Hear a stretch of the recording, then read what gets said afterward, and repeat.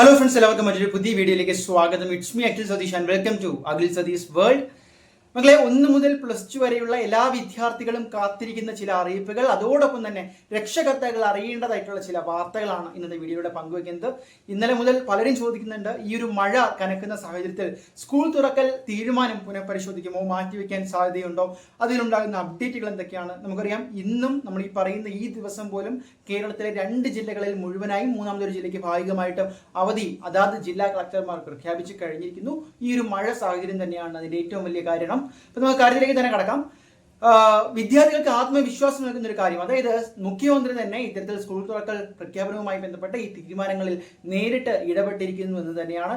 അദ്ദേഹം ഇത്തരത്തിൽ പ്രവേശനോത്സവത്തിന്റെയുള്ള തയ്യാറെടുപ്പുകളായിക്കോട്ടെ, മറ്റ് സ്കൂൾ തുറക്കലുമായി ബന്ധപ്പെട്ട് വിദ്യാഭ്യാസ മേഖലയിൽ നടക്കുന്ന പ്രവർത്തനങ്ങൾ നേരിട്ട് വിലയിരുത്തി എന്ന റിപ്പോർട്ടുകളാണ് ഇപ്പോൾ പുറത്തു വരുന്നത്.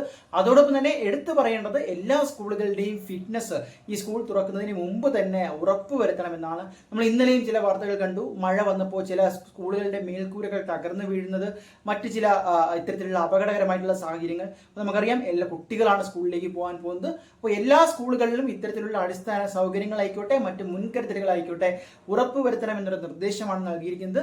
അതുപോലെ തന്നെ നവീകരിച്ച അക്കാദമിക് കലണ്ടർ, പുതിയ രീതിയിലുള്ള അക്കാദമിക് പരിഷ്കാരങ്ങൾ, അത് ജൂൺ 15-നകത്ത് പൂർത്തിയാക്കാനുള്ള നടപടികൾക്ക് നിർദ്ദേശം കൊടുത്തിട്ടുണ്ട്.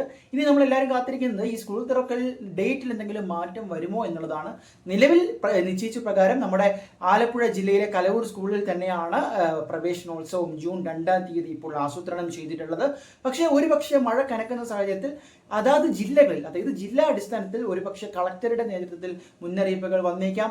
അല്ലെങ്കിൽ പ്രവേശനോത്സവം പരമായിട്ടുള്ള നടപടികളായിക്കോട്ടെ, സ്കൂൾ തുറക്കലായിക്കോട്ടെ, അതിൽ എന്തെങ്കിലും മാറ്റങ്ങൾ ജില്ലാ അടിസ്ഥാനത്തിൽ വന്നേക്കാം. അന്നത്തെ ദിവസത്തിൽ നിലനിൽക്കുന്ന മഴ മുന്നറിയിപ്പുകളുടെ അടിസ്ഥാനത്തിലായിരിക്കും അത്.